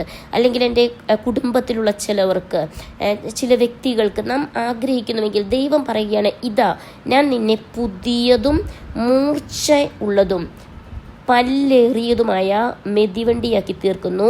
നീ പർവ്വതങ്ങളെ മെതിച്ച് പൊടിക്കുകയും കുന്നുകളെ പതിർ പോലെ ആക്കുകയും ചെയ്യും. നമ്മോടുള്ള ദൈവത്തിൻ്റെ വാഗ്ദത്തമാണ്. പല വിഷയങ്ങൾ നമ്മുടെ മുൻപിൽ കുന്നുപോലെ പർവ്വതം പോലെയുള്ള വിഷയങ്ങളുടെ മധ്യത്തിൽ നാം ആയിരിക്കുമ്പോൾ ദൈവം പറയുകയാണ്, ദൈവം നമ്മെ പുതുതാക്കി ആ വിഷയത്തെ നമ്മുടെ മുൻപിൽ നമ്മിലൂടെ ദൈവം ആ വിഷയത്തിൻ്റെ പരിഹാരം നൽകുന്ന ദൈവമാണ്. നാം പലപ്പോഴും ചിന്തിക്കും ഇതിൻ്റെ പരിഹാരം മറ്റൊരു വ്യക്തിയിലൂടെ ആയിരിക്കാം, അല്ലെങ്കിൽ മറ്റൊരു വ്യക്തി പ്രാർത്ഥിക്കുന്നു. അതല്ല, ദൈവം ആഗ്രഹിക്കുന്നത് നമ്മെ തന്നെ പുതുതാക്കി. ദൈവം ഇവിടെ പറയുകയാണ്, നമുക്ക് വ്യക്തമായി കാണുവാൻ സാധിക്കുന്നു, ഇതാ ഞാൻ നിന്നെ പുതിയതും മൂർച്ച ഉള്ളതും പല്ലേറിയതുമായ മെതിവണ്ടിയാക്കി തീർക്കുന്നു. നീ പർവ്വതങ്ങളെ, നമ്മുടെ മുൻപിലുള്ള പർവ്വതങ്ങളെ മെതിച്ച് പൊടിക്കുകയും കുന്നുകളെ പതിർ പോലെ ആക്കുകയും ചെയ്യും. നീ അവയെ പാറ്റും, കാറ്റ് അവയെ പറപ്പിച്ച് കൊണ്ടുപോകും, ചുഴലിക്കാറ്റ് അവയെ ചിതറിച്ച് കളയും. നീയോ യഹോവയിൽ ഘോഷിച്ച് ഉല്ലസിച്ച് ഇസ്രായേലിൻ്റെ പരിശുദ്ധനിൽ പുകഴും. നമുക്കവിടെ കാണാൻ സാധിക്കുന്നു, ദൈവം നമ്മോട് പറയുന്ന വാഗ്ദത്വമാണ്. ദൈവം നമ്മെ പുതുതാക്കുമ്പോൾ നമ്മിലൂടെ ചില ക്രിയകൾ ദൈവത്തിന് ചെയ്യുവാനുണ്ട്, ചില പ്രവൃത്തികൾ നമ്മിലൂടെ ചെയ്യുവാനുണ്ട്. മറ്റൊരു വ്യക്തിക്കല്ല, നാം ജനിച്ചതിൻ്റെ ഉദ്ദേശം എന്താണ്, നമ്മിലൂടെയുള്ള ദൈവത്തിൻ്റെ പദ്ധതി എന്താണ്, എന്തിനാണ് നാം ജീവിച്ചിരിക്കുന്നത്. നമ്മുടെ മൂക്കിൽ ശ്വാസമുള്ളിടത്തോളം, അല്ലെങ്കിൽ നമുക്ക് ജീവനുള്ളിടത്തോളം ദൈവത്തിൻ്റെ ഉദ്ദേശം നമ്മിലൂടെ വ്യക്തിപരമായി നമ്മുടെ ജീവിതത്തിൽ എന്താണ് നിവർത്തീകരിക്കപ്പെടാനുള്ളത്. പലപ്പോഴും നാം മറ്റുള്ളവർക്ക് വേണ്ടി പ്രാർത്ഥിക്കുന്നുണ്ട്, പക്ഷേ നമ്മെക്കുറിച്ചുള്ള ദൈവിക ഉദ്ദേശം എന്താണ്? ദൈവത്തോട് ചോദിക്കണം, കർത്താവേ, എന്നെ ഒന്ന് പുതുതാക്കി എൻ്റെ ജീവിതത്തിലൂടെ ദൈവത്തിന് ചിലത് ചെയ്തെടുക്കുവാനുണ്ട്. ഈ തലമുറയിൽ ഞാൻ ദൈവത്തിന് വേണ്ടി ചിലതെല്ലാം ചെയ്യുവാനുണ്ട്. അങ്ങനെയെങ്കിൽ ദൈവത്തിന് വേണ്ടി ചിലത് ചെയ്യുവാനാണ് ദൈവം നമ്മെക്കുറിച്ച് ആഗ്രഹിക്കുന്നു. അങ്ങനെയെങ്കിൽ ദൈവം നമ്മെക്കുറിച്ച് ആഗ്രഹിക്കുന്നു. ഇതിൻ്റെ 17 വാക്യത്തിൽ കാണുന്നു, എളിയവരും ദരിദ്രന്മാരുമായവർ വെള്ളം തിരഞ്ഞ് നടക്കുന്നു, ഒട്ടും കിട്ടായ്കയാൽ അവരുടെ നാവ് ദാഹം കൊണ്ട് വരണ്ട് പോകുന്നു. യഹോവയായ ഞാൻ അവർക്ക് ഉത്തരമരുളും, ഇസ്രായേലിൻ്റെ ദൈവമായ ഞാൻ അവരെ കൈവിടുകയില്ല. അതിൻ്റെ 18 വാക്യം, ഞാൻ പാഴ്മലകളിൽ നദികളെയും, ഇവിടെ നമുക്ക് കാണുവാൻ സാധിക്കുന്നു ദരിദ്രന്മാരുടെ പ്രാർത്ഥന കേൾക്കുന്ന ദൈവം. ഒരുപക്ഷെ നാം ചിന്തിക്കും, ദൈവമേ, എനിക്കൊന്നുമില്ല, അല്ലെങ്കിൽ എൻ്റെ കരത്തിലൊന്നുമില്ല, എനിക്ക് കഴിവില്ല, എനിക്കൊന്നുമില്ല. പക്ഷേ ദൈവത്തിൻ്റെ വചനം ആ 17 വാക്യത്തിൽ ദൈവം അവരെ കൈവിടുന്നില്ല. നമ്മുടെ ജീവിതത്തിൽ ഒരുപക്ഷെ ദൈവവചനത്തിൽ നമുക്ക് മത്തായി സുവിശേഷത്തിലാണെങ്കിലും കാണുവാൻ സാധിക്കുന്നു 5 മുതലുള്ള അധ്യായത്തിൽ, ആത്മാവിൽ ദരിദ്രരായവർ ഭാഗ്യവാന്മാർ. നമ്മുടെ ജീവിതത്തിൽ നാം ഏതവസ്ഥയിലാണ് ദാരിദ്ര്യത്തിലായിരിക്കുന്നത്? ദൈവം പറയുന്നു, ഞാൻ നിന്നെ കൈവിടുകയില്ല, ഞാൻ പാഴ്മലകളിൽ നദികളെയും, പാഴ്മലകളിലാണ് നദികൾ, മലകളിൽ നദികൾ ഒഴുകുവാൻ സാധ്യതയില്ല, കാരണം താഴ്വാരങ്ങളിലാണ് നദികൾ ഒഴുകുന്നത്. എന്നാൽ ദൈവം പറയുകയാണ്, പാഴ്മലകളിൽ, ആ കുന്നുകളിൽ, അല്ലെങ്കിൽ ആ പർവ്വത പ്രദേശങ്ങളിൽ ദൈവം എന്താ ചെയ്യുന്നത്? നദികളെയും താഴ്വരകളുടെ നടുവിൽ ഉറവുകളെയും ദൈവം തുറക്കും. മരുഭൂമിയെ ഞാൻ നീർപ്പൊയ്കയും വരണ്ട നിലത്തെ നീര് ഉറവകളും ആക്കും. നോക്കൂ, നമുക്ക് അറിയാം, നാം ഒന്ന് പുതുക്കപ്പെട്ട് കഴിയുമ്പോൾ നമ്മിലൂടെ ദൈവത്തിന് പലതും ചെയ്യുവാനുണ്ട്. നാം ഒന്ന് പുതുക്കപ്പെട്ട് കഴിയുമ്പോൾ ദൈവത്തിന് നമ്മിലൂടെ വൻ കാര്യങ്ങൾ ചെയ്യുവാനുണ്ട്. ദൈവം പറയുകയാണ്, ഞാൻ പാഴ്മലകളിൽ നദികളെ എന്ന് പറഞ്ഞാൽ നാം ചിന്തിക്കും ഒരിക്കലും ഒരു ആശയറ്റ അവസ്ഥയാണ്, ഒരിക്കലും ആശയ്ക്ക് വകയില്ലാത്ത ചില വ്യക്തി ജീവിതങ്ങൾ, ചില പ്രതികൂല സാഹചര്യങ്ങൾ നമ്മുടെ മുൻപിൽ വന്നു നിൽക്കുന്നതായ പല അവസ്ഥകളിൽ ദൈവം പറയുകയാണ്, അവിടെ ദൈവം നദികളെ ഒഴുക്കുന്ന ദൈവമാണ്. ദൈവത്തിൻ്റെ നദി, ജീവജലത്തിൻ്റെ ആ നദി അവിടെ നമ്മിലൂടെ ദൈവം ഒഴുക്കുവാൻ ആഗ്രഹിക്കും. നാം ഒന്ന് പുതുക്കപ്പെട്ട വ്യക്തികളെങ്കിൽ നമ്മിലൂടെ അങ്ങനെയുള്ള വ്യക്തികളിലേക്ക് നദികളെ ഒഴുക്കുവാൻ തക്കവണ്ണം ഒരു ഉപയോഗശൂന്യമല്ലാത്ത അവസ്ഥയിലായിരിക്കുന്ന വ്യക്തികളെ ക്രിസ്തുവിന് വേണ്ടി നമുക്ക് നേടുവാൻ തക്കവണ്ണം, അതുപോലെ താഴ്വരകളുടെ നടുവിൽ ഉറവുകളെയും, നമുക്കറിയാം താഴ്വരകൾ, വലിയ താഴ്വരകൾ, ഇവിടെ കാശ്മീർ താഴ്വര നമുക്കെല്ലാം ലോകപ്രശസ്തമായി തീർന്നു. ഒത്തിരി ആക്രമണങ്ങൾ വന്നു, പലരും മരിച്ചു വീഴുവാനിടയെ തീർന്നതുകൊണ്ട് നമുക്കറിയാം പല താഴ്വരകളുണ്ട്. ആ താഴ്വരയുടെ നടുവിൽ ഉറവുകളെ ദൈവം തുറക്കുന്ന ദൈവമാണ്. നമുക്കറിയാം, നമുക്കൊരു ഉറവുണ്ടെങ്കിൽ, മുൻപ് ഞാൻ കാശ്മീരിലായിരുന്ന സമയത്ത്, അതുപോലെ ആ പർവ്വത പ്രദേശങ്ങളായിരുന്ന സമയത്ത് അനേകം ശുദ്ധജല നദികൾ അവിടെ നമ്മൾ പലപ്പോഴും കുടിക്കാറുണ്ട് ഉറവുകളിൽ നിന്ന്. ദൈവത്തിൻ്റെ വചനം പറയുകയാണ്, ദൈവം താഴ്വരകളുടെ നടുവിൽ ഉറവുകളെ തുറക്കും. മരുഭൂമിയെ ഞാൻ നീർപ്പൊയ്കയും. മരുഭൂമിയിൽ നീർപ്പൊയ്ക ഒരിക്കലും ഒരു മനുഷ്യനും ചിന്തിക്കുവാൻ സാധ്യമല്ല, ആശയ്ക്ക് വകയില്ല. എന്നാൽ ദൈവം പറയുകയാണ്, ആശയ്ക്ക് വകയില്ലാത്ത സ്ഥാനത്ത് ദൈവം നാം ആകുന്ന വ്യക്തിയിലൂടെ, നാം ഒന്ന് പുതുക്കപ്പെട്ട് കഴിഞ്ഞാൽ നാം ആകുന്ന വ്യക്തിയിലൂടെ മരുഭൂമിയിൽ ഞാൻ നീർപ്പൊയ്കയും വരണ്ട നിലത്തെ നീര് ഉറവകളും ആക്കും. വരണ്ട നിലത്ത് നീരുറവ നമുക്കൊരിക്കലും ചിന്തിക്കുവാൻ സാധ്യമല്ല. എന്നാൽ ദൈവത്തിൻ്റെ വചനം പറയുന്നു അങ്ങനെ ആക്കി തീർക്കും. ദൈവം ഇസഹാക്കിനോട് വാഗ്ദത്തം ചെയ്തപ്പോൾ, ഇസഹാക്ക് കടന്നുപോയ സ്ഥലങ്ങളെല്ലാം എന്താ പറയുക, നമുക്കറിയാം ശൂന്യമായ സ്ഥലങ്ങൾ, അല്ലെങ്കിൽ വരണ്ട സ്ഥലങ്ങൾ. എന്നാൽ ദൈവത്തിന് വേണ്ടി മുട്ടുമേൽ നിൽക്കുന്ന, വിശ്വസ്തയോടെ മുട്ടുമേൽ നിൽക്കുന്ന വ്യക്തിയിലൂടെ ദൈവത്തിന് ചില പ്രവൃത്തികൾ ചെയ്തെടുക്കുവാനുണ്ടായിരുന്നു. അതുകൊണ്ടാണ് ദൈവവചനത്തിൽ പറയുകയാണ്, നമുക്ക് കാണുവാൻ സാധിക്കുന്നു, ഇസഹാക്കിലൂടെ ദൈവം പല കാര്യങ്ങൾ ചെയ്യുവാനിടയിൽ. ഇതുപോലെ നമ്മുടെ ഓരോ കാലഘട്ടത്തിലും ദൈവം ഓരോരുത്തരെ ആക്കി വെച്ചിരിക്കുന്നു. അങ്ങനെയെങ്കിൽ നമ്മുടെ ജീവിതത്തിൽ നമ്മെ ആക്കി വെച്ചിരിക്കുന്ന ഈ കാലഘട്ടത്തിൽ, നാം ആയിരിക്കുന്ന ഈ കാലഘട്ടത്തിൽ ദൈവത്തിന് നമ്മിലൂടെ പല കാര്യങ്ങൾ ചെയ്തെടുക്കുവാനുണ്ട്. ദൈവം നമ്മെക്കുറിച്ച് ആഗ്രഹിക്കുന്ന എന്ത് കാര്യമാണെങ്കിലും അതിനുവേണ്ടി നാം തന്നെ തയ്യാറെടുക്കുന്നുവെങ്കിൽ, ദൈവം ആഗ്രഹിക്കുകയാണ്, നാം നമ്മെ തന്നെ സമർപ്പിക്കുന്നുവെങ്കിൽ ദൈവത്തിന് നമ്മിലൂടെ വൻ കാര്യങ്ങൾ ചെയ്യുവാൻ സാധിക്കും. കാരണം ദൈവം ആഗ്രഹിക്കുന്നു നമ്മൊന്ന് പുതുക്കപ്പെടുവാൻ. ദൈവസന്ധ്യ മുട്ടുമടക്കേണ്ടുന്ന ഒരേ ഒരു കാര്യം, കർത്താവേ എന്നെ ഒന്ന് പുതുക്കണമേ. എൻ്റെ ജീവിതത്തിലൂടെ ദൈവത്തിന് എന്താണ് ചെയ്യുവാൻ ആഗ്രഹിക്കുന്നത്? ഒരു പക്ഷേ നാം ആയിരിക്കുന്ന ഭവനത്തിലായിരിക്കാം, നാം ആയിരിക്കുന്ന ദേശത്തായിരിക്കാം, നാം ആയിരിക്കുന്ന ഈ കാലഘട്ടത്തിലായിരിക്കാം. ദൈവത്തിന് നമ്മിലൂടെ അനേക കാര്യങ്ങൾ ദൈവത്തിന് നമ്മിലൂടെ ചെയ്യുവാനുണ്ട്. അങ്ങനെയെങ്കിൽ ആ കാര്യങ്ങളിലേക്ക് നമുക്ക് നമ്മെ തന്നെ ഒരുക്കേണ്ടതുണ്ട്. ഇവിടെ ലൂക്കോസിൻ്റെ സുവിശേഷം 3-ാം അധ്യായത്തിൻ്റെ 4-ഉം 5-ഉം വാക്യത്തിലേക്ക് നാം കടന്നു വരുമ്പോൾ അത് നമുക്ക് കാണാൻ സാധിക്കുന്നു. മരുഭൂമിയിൽ വിളിച്ചു പറയുന്നവൻ്റെ വാക്കാവിത്, കർത്താവിൻ്റെ വഴി ഒരുക്കുവിൻ, അവൻ്റെ പാത നിരപ്പാക്കുവേൻ. നമുക്കിവിടെ കാണാൻ സാധിക്കുന്നു, കർത്താവിൻ്റെ പാത ഇന്നും യേശുക്രിസ്തുവിൻ്റെ 1-ാം വരവിൻ്റെ സമയത്താണ് യോഹന്നാൻ സ്നാപകൻ മരുഭൂമിയിൽ വിളിച്ചു പറയുന്നവൻ്റെ ശബ്ദം. ഇന്ന് യേശുക്രിസ്തുവിൻ്റെ 2-ാം വരവ് ഏറ്റവും ആസന്നമായിരിക്കുന്നു. കാഹളത്തിൻ്റെ മാറ്റുലി നാം കേൾക്കുന്നതായ ആ ശബ്ദം ഏറ്റവും അടുത്തിരിക്കുന്നു. വളരെ നടുക്കത്തോടെ, വിറയലോടെ നമ്മുടെ പ്രവാസകാലം നാം കഴിച്ചു കൂട്ടേണ്ടുന്ന ഒരു കാലഘട്ടത്തിൽ നാം ആയിരിക്കുന്നു. പാപികളെ രക്ഷിക്കുവാൻ ഒന്നാമതായി യേശുക്രിസ്തു ഈ ഭൂമിയിൽ കടന്നു വന്നെങ്കിൽ, 2-ാമതായി യേശുക്രിസ്തുവിൻ്റെ വരവ് അനേക വിശുദ്ധരെ ചേർക്കുവാനാണ്. ഇവിടെ നമുക്ക് കാണുവാൻ സാധിക്കുന്നു ദൈവത്തിൻ്റെ വചനത്തിൽ, ലൂക്കോസിൻ്റെ സുവിശേഷം 3:4 മരുഭൂമിയിൽ വിളിച്ചു പറയുന്നവൻ്റെ വാക്കാവിത്. ഇന്നും നാം മരുഭൂമി യാത്രയാണ് നമ്മുടെ ജീവിതം. നമ്മുടെ ജീവിതത്തിൽ ഈ മരുഭൂമി യാത്രയിൽ നമുക്ക് വിളിച്ചു പറയുവാനുള്ളത് കർത്താവിൻ്റെ വഴി ഒരുക്കുവാൻ തക്കവണ്ണം. കർത്താവിൻ്റെ വഴി 2-ാം വരവിനായി. ഒന്നാമതായി യേശുക്രിസ്തു വന്നപ്പോൾ പാപികളെ തേടി വന്നെങ്കിൽ, ഇനി യേശു വിശുദ്ധരെ തേടി വരുമ്പോൾ നമുക്ക് വളരെ ഭയത്തോടെ, കാരണം ഈ കാലഘട്ടത്തിൽ ദൈവഭയത്തിന് സ്ഥാനമില്ലാതെ, അല്ലെങ്കിൽ ദൈവവചനത്തിന് സ്ഥാനമില്ലാതെ, ദൈവത്തിൻ്റെ നിയമത്തിന് സ്ഥാനമില്ലാതെ, ദൈവത്തിൻ്റെ ആ കൽപ്പനകൾക്ക് സ്ഥാനം കൊടുക്കാതെ, അല്ലെങ്കിൽ ദൈവം പറയുന്നത് അതുപോലെ അനുസരിക്കുവാൻ മനസ്ഥിതി ഇല്ലാതിരിക്കുന്ന ഒരു വലിയ സമൂഹത്തിൻ്റെ മധ്യത്തിലാണ് വചനം അറിഞ്ഞിട്ടും വചനത്തെ പ്രമാണിക്കുവാൻ താല്പര്യമില്ലാതെ, വചനം അറിഞ്ഞിട്ടും അതിനെ കൂട്ടിക്കളയുന്ന ഒരു വലിയ തലമുറയുടെ മധ്യത്തിലാണ് നാം ആയിരിക്കുന്നത്. എത്രത്തോളം വിറയലോടെ, എത്രത്തോളം നാം മുഴങ്കാൽ മടക്കി വിറയലോടെ കരയേണ്ടുന്ന ഒരു കാലഘട്ടത്തിലാണ് നാം ആയിരിക്കുന്നത്. കാരണം ദൈവഭയം എവിടെ?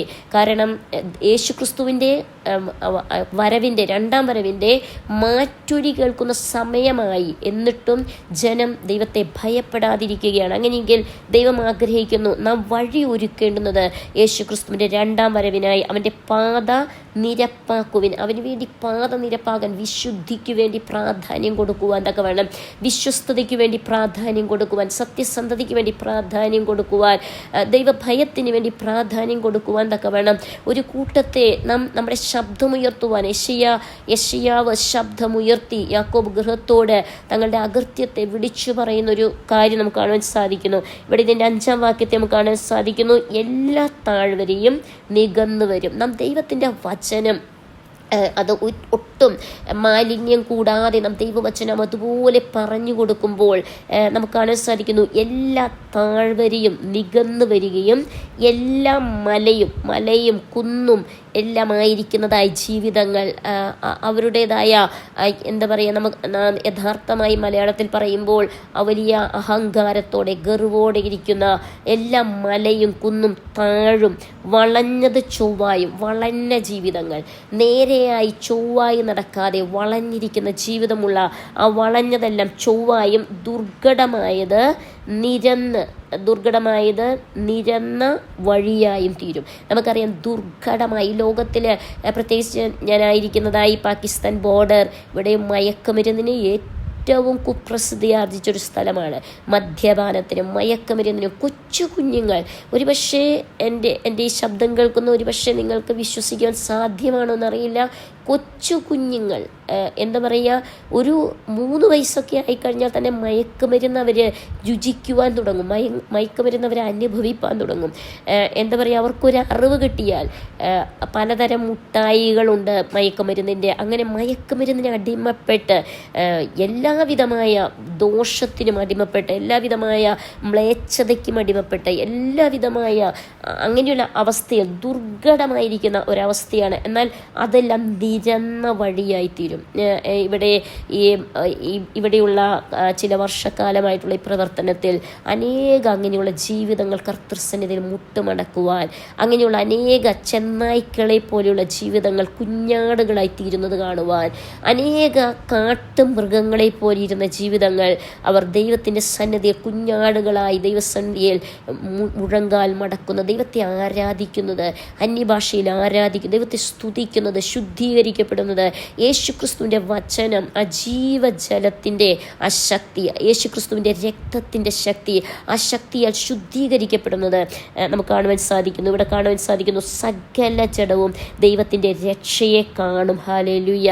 നമുക്കവിടെ കാണാൻ സാധിക്കുന്നു, സകല ജഡവും ദൈവത്തിൻ്റെ രക്ഷയെ കാണും. അങ്ങനെയെങ്കിൽ സകല ജഡവും ദൈവത്തിൻ്റെ രക്ഷയെ കാണണമെങ്കിൽ നമ്മിലുള്ള പുതുക്കമാണ്, നമ്മായിരിക്കുന്ന അവസ്ഥയിൽ നാം ക്രിസ്തുവിനെ ഉയർത്തുവാൻ തക്കവണ്ണം, ക്രിസ്തുവിൻ്റെ സാക്ഷികളായി തീരുവാൻ തക്കവണ്ണം നമുക്ക് ഇടയെ തീരണം. ഇവിടെ നമുക്ക് വീണ്ടും ഞാൻ ആ വചനഭാഗത്തേക്ക് കടന്നു വരുവാൻ ആഗ്രഹിക്കുന്നു. ഇവിടെ ദൈവത്തിൻ്റെ വചനം പറയുകയാണ് ഇതിൻ്റെ 5-ാം വാക്യത്തിൽ, എല്ലാ താഴ്വരയും നികന്നു വരും. അങ്ങനെയെങ്കിൽ നാം ചിന്തിക്കുകയാണ്, ദൈവമേ എങ്ങനെയാണ് ഈ വിഷയത്തിനൊരു പ്രതിവിധി ഉണ്ടാകുക, ഈ താഴ്വര എങ്ങനെ നികരുമെന്ന് ചിന്തിച്ചാൽ നാം ആകുന്ന വ്യക്തി ദൈവസന്നിധി മുഴങ്കാൽ മടക്കുന്നുവെങ്കിൽ ദൈവത്തിനൊന്നും കഴിയാത്തതായിട്ട് ഒരുപക്ഷേ നാം നിരാശയുടെ അടിത്തട്ടിലായിരിക്കാം. എന്നാൽ അതിൻ്റെ മധ്യത്തിലും നമുക്ക് പ്രത്യാശ നൽകുന്ന ദൈവവചനമുണ്ട്, യേശു ക്രിസ്തുവിൻ്റെ ശബ്ദമുണ്ട്. നാം ദൈവത്തിൻ്റെ വചനത്തെ മുറുകെ പിടിച്ചുകൊണ്ട് എല്ലാ താഴ്വരയും നികന്നു വരും, എല്ലാ മലയും കുന്നും താഴും, വളഞ്ഞത് ചൊവ്വായും ദുർഘടമായത് നിരന്ന വഴിയായും തീരും. സകല ജഡവും ദൈവത്തിൻ്റെ രക്ഷയെ കാണും. ഇങ്ങനെ യെശയ്യാ പ്രവചൻ്റെ പുസ്തകത്തിൽ എഴുതിയിരിക്കുന്നത് പോലെ തന്നെ ദൈവത്തിൻ്റെ വചനത്തിൽ നമുക്ക് കാണുവാൻ സാധിക്കുന്നു. ദൈവം പറയുന്ന വാക്കുകൾ, ആ വാക്കുകൾക്ക് ഒരു മാറ്റവുമില്ല. ദൈവം എന്ത് സംസാരിക്കുന്നുവോ അത് അതുപോലെ പൂർത്തീകരിക്കപ്പെടുത്തുന്ന ദൈവമാണ്. ദൈവത്തിനൊന്നും അസാധ്യമായിട്ടില്ല.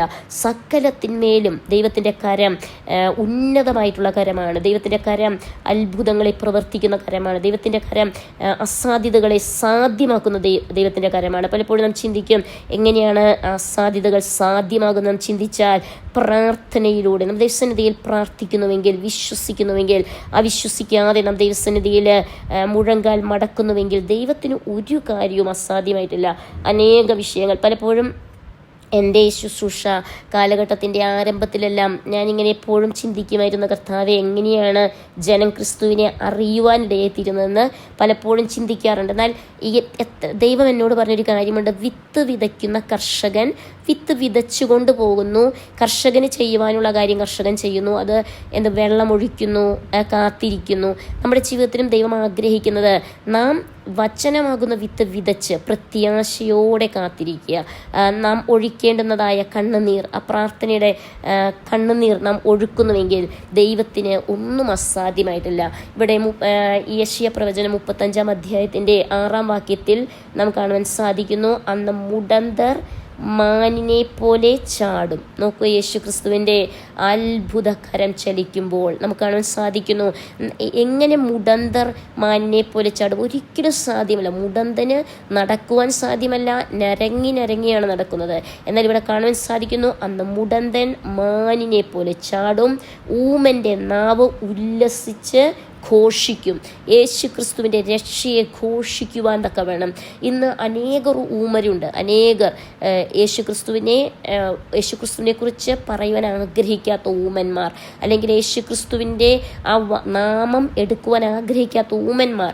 എന്നാൽ അവരുടെ നാവ് സുവാർത്ത കൊണ്ട്, യേശു ക്രിസ്തുവിൻ്റെ ആ സുവാർത്ത കൊണ്ട് ഊമരുടെ നാവ് ഉല്ലസിച്ച് ഘോഷിക്കുവാനിടയെ തീരും. അതുപോലെ നമുക്ക് കാണാൻ സാധിക്കുന്ന മുടന്തർ മാനിനെ പോലെ ചാടും. ഇന്ന് യേശുവിന് വേണ്ടി നടക്കുവാൻ ആഗ്രഹമില്ലാത്തവർ, യേശുവിന് വേണ്ടി സഞ്ചരിക്കുവാൻ ആഗ്രഹമില്ലാത്തവർ, യേശുവിന് വേണ്ടി ഒരിക്കലും പ്രയോജനപ്പെടുവാൻ ആഗ്രഹമില്ലാത്തവർ, അവരെല്ലാം മാനിനെ പോലെ ചാടി കർത്താവിന് വേണ്ടി പ്രവർത്തിക്കുവാൻ തക്കവണ്ണം ഇടയെ തീരും. മരുഭൂമിയിൽ വെള്ളവും നമുക്കിവിടെ കാണാൻ സാധിക്കുന്നു. മരുഭൂമിയിൽ വെള്ളത്തിന് ഒരു സാധ്യതയില്ല. എന്നാൽ മരുഭൂമിയിൽ വെള്ളവും നിർജ്ജന പ്രദേശത്ത് തോടുകളും പൊട്ടിപ്പുറപ്പെടും. നമുക്കിവിടെ കാണാൻ സാധിക്കുന്നു.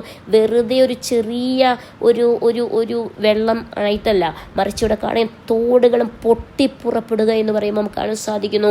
അത് വലിയൊരു ഗർജനം പോലെ. ദൈവത്തിൻ്റെ പ്രവൃത്തി വലിയ പ്രവൃത്തികളാണ്. ദൈവത്തിൻ്റെ പ്രവൃത്തികൾ ഒരിക്കലും ചെറുതല്ല.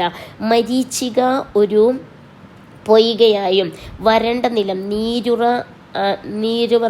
നീരുറവകളായും തീരും. നമുക്കിവിടെ കാണുവാൻ സാധിക്കുകയാണ്. ദൈവത്തിൻ്റെ വചനം പറയുന്നു, മരീചിക ഒരു പൊയ്കയായും, വെറും ഒരു തോന്നലെന്ന് ചിന്തിച്ചതെല്ലാം ഒരു പൊയ്കയായി മാറുകയാണ്. അതുപോലെ വരണ്ട നിലം നീര് ഉറവകളായും തീരും. വരണ്ട നിലം, വരണ്ട അവസ്ഥയിലിരിക്കുന്ന ചില വ്യക്തി ജീവിതങ്ങൾ, സുവിശേഷത്തിൻ്റെ വിത്ത് നാം ആകുന്ന വ്യക്തി പുതുക്കപ്പെട്ട് കഴിയുമ്പോൾ വരണ്ടിരിക്കുന്ന അവസ്ഥയിലിരിക്കുന്നവരെല്ലാം നീര് ഉറവകളായി തീരുവാൻ തക്കവണ്ണം ഇടയെ തീരും. കുറുക്കന്മാരുടെ പാർപ്പിടത്ത് അവ കിടന്ന സ്ഥലത്ത് തന്നെ പുല്ലും ഓടയും ഞാങ്ങണയും വളരും. അവിടെ ഒരു പെരുവഴിയും പാതയും ഉണ്ടാകും. അതിന് വിശുദ്ധ വഴി എന്ന് പേരാകും. ഒരു അശുദ്ധനും അതിലൂടെ കടന്നു പോകുകയില്ല. അവൻ അവരോടുകൂടെ ഇരിക്കും.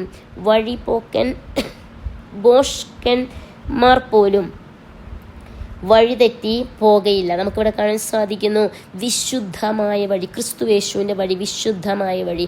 ഈ വഴി കണ്ടെത്തുന്നവർ ഈ കാലഘട്ടത്തിൽ വളരെ ചുരുക്കമാണ്, വിശുദ്ധ വഴി കണ്ടെത്തുന്നവർ. എന്നാൽ ക്രിസ്തുയേശുവാകുന്ന വിശുദ്ധ വഴിയിലൂടെ നാം സഞ്ചരിക്കുമ്പോൾ നമുക്ക് ലഭിക്കുന്നതായ മാന്യത സ്വർഗത്തിലാണ്. ഏറ്റവും വലിയ ഒരു നേട്ടമെന്ന് പറയുന്നത് സ്വർഗത്തിലാണ്. ഇവിടെ നമുക്ക് കാണാൻ സാധിക്കുന്നു, ഒരു സിംഹവും അവിടെ ഉണ്ടാകുകയില്ല, ഒരു ദുഷ്ടമൃഗവും അവിടെ കയറി വരികയില്ല. ആ വകയെ അവിടെ കാണുകയും മില്ല. വീണ്ടെടുക്കപ്പെട്ടവർ അവിടെ നടക്കും. നമുക്ക് കാണാൻ സാധിക്കുന്നു, നമ്മെ ഉപദ്രവിക്കുന്ന അല്ലെങ്കിൽ നമ്മെ ഭീഷണിപ്പെടുത്തുന്ന, നമ്മെ വിരട്ടുവാൻ ശ്രമിക്കുന്ന ആരും തന്നെ അവിടെ ഇല്ലാത്ത ഒരു സുന്ദരമായ ദേശം. അങ്ങനെ യഹോവയാൽ വീണ്ടെടുക്കപ്പെട്ടവർ മടങ്ങി ഉല്ലാസഘോഷത്തോടെ സിയോനിലേക്ക് വരും. നിത്യ ആനന്ദം അവരുടെ തലമേൽ ഉണ്ടായിരിക്കും.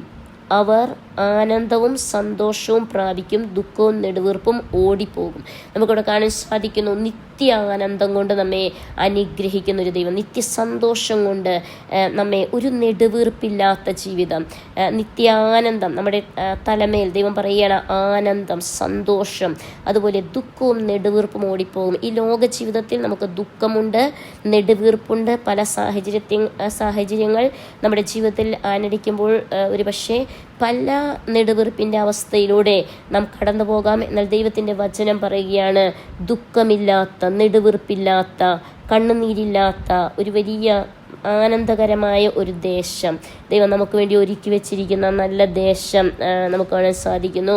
ദൈവം നമ്മെ കരുതുന്ന ദൈവമാണ്.